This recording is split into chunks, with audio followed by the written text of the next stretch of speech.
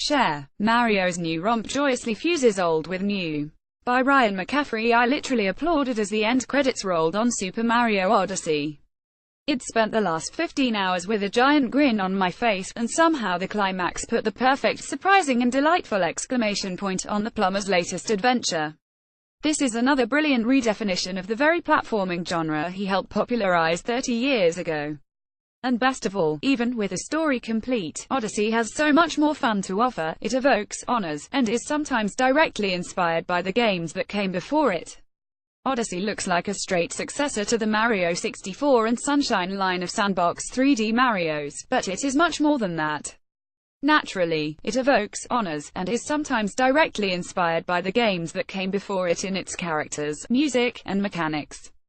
But it also has new things to say as well, like fusing classic-style 2D gameplay with a 3D world and using a completely new possession mechanic to add constant variety to Mario's abilities and exploits.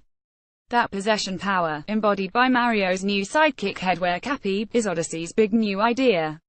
In keeping with Nintendo's decades-long tradition of charmingly nonsensical storylines, HES a hat with a soul, and HES teamed up with Mario in order to rescue his sister Tiara who, wait for it, has been kidnapped by Bowser along with Princess Peach. I said it was charming, not original. Cappy's power allows you to possess many other characters by throwing Mario's hat at them, which bizarrely usurps Mario's physical body inside of the enemy and gives you full control over their powers.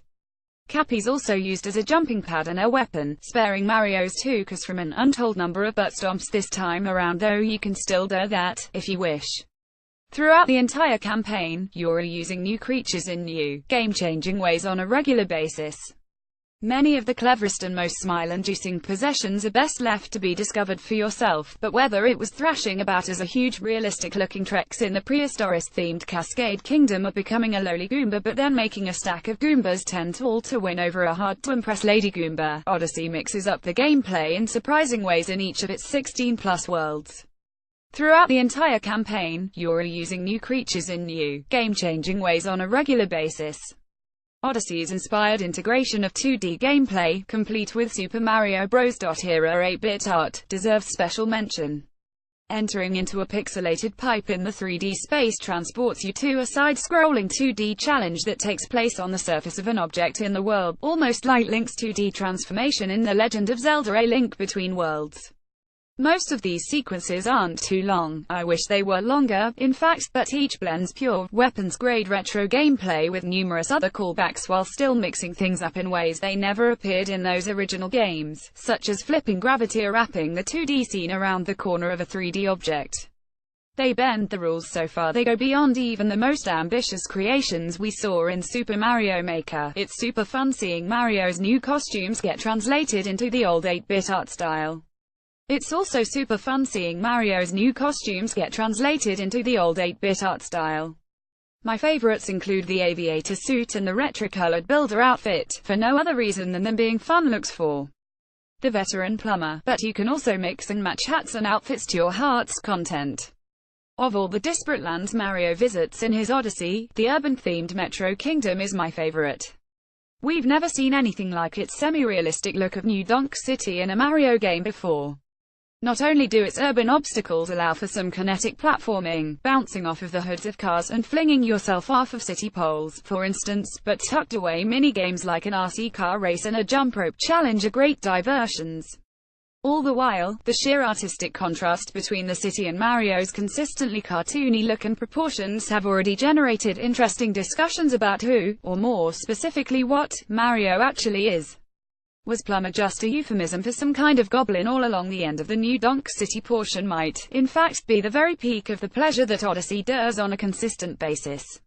Its conclusion is a literal celebration that doubles as a figurative one. Odyssey is pure joy that seems to understand and relish that about itself. IWASNT prepared for just how much there is to do after it's over. On that note, I strongly recommend playing on a TV whenever possible.